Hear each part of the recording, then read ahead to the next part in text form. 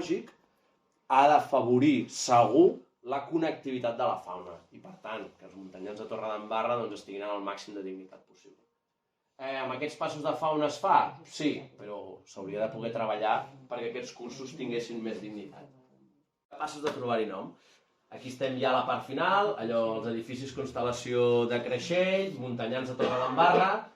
Doncs aquí, si ara seguim amunt, arribaríem a la Renfe, a la línia de ferrocarril, per sota hi ha un pas, hi ha aigua, hi ha alguna granota i tot que vaig sentir, i més o menys l'aigua quan peta baixa per aquí.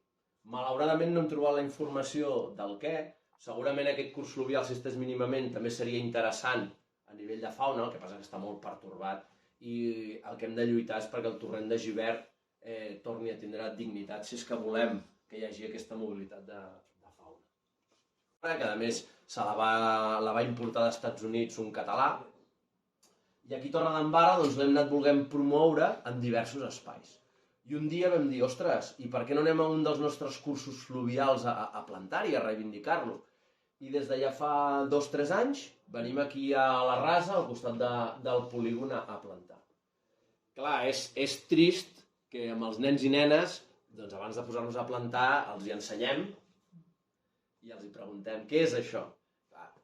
Jo crec que en tots aquests anys ningú ha sigut capaç, són nanos de primer de l'ESO, i jo crec que cap nena i nena ens ha dit, això és la Rasa. Això és una cosa que no... I és, ostres, que és patrimoni propi, hauríem de saber que allò és un curs fluvial. Doncs malauradament no en tenim aquesta constància. I des de fa un temps que ho estem començant a reivindicar i pensem que hem d'anar una miqueta més enllà. Amb aquestes activitats, doncs això, apostem per fer accions senzilles com és fer aquestes reforestacions i per què no en un futur una miqueta anar més cap enllà.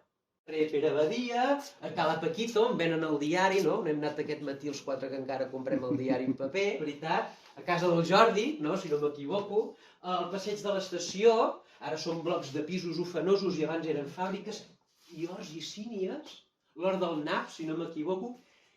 Amb l'Héctor heu fet molt de silenci i ha estat molt bonic.